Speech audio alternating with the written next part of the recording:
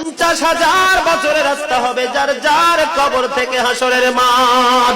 ফুলচেরাতের পুল হবে 30,000 বছরের রাস্তা।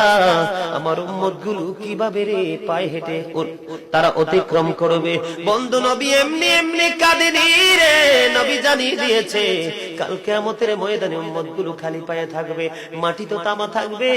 ও বন্ধু, তাদের শরীরে কোনো পোশাক থাকবে না, উলঙ্গ অবস্থায় থাকবে।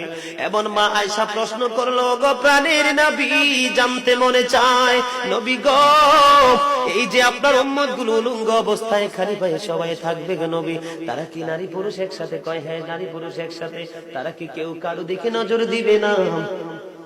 এবার আমার নবী বলেছে, আয়েশা রে, কেমন করে নজর দেবে রে আয়েশা? বন্যার পানি যেমনি প্রবল বেগে বৃদ্ধি পেয়ে পৃথিবীর মানুষগুলোকে গ্রাস করে ফেলে, কাল কিয়ামতের দিন এই জাহান্নামের আগুন মানুষের দিকে বন্যার মতো প্রবল বেগে ছুটে এসে মানুষকে ঘিরে ফেলবে। এত ভয়ঙ্কর হবে রে আয়েশা কেরা, এত ভয়ঙ্কর হবে আসুরের দিন, এত ভয়ঙ্কর হবে সেই দিন। আর সেদিন এত বিপজ্জনক হবে, একটা পুরুষ আর একটা নারী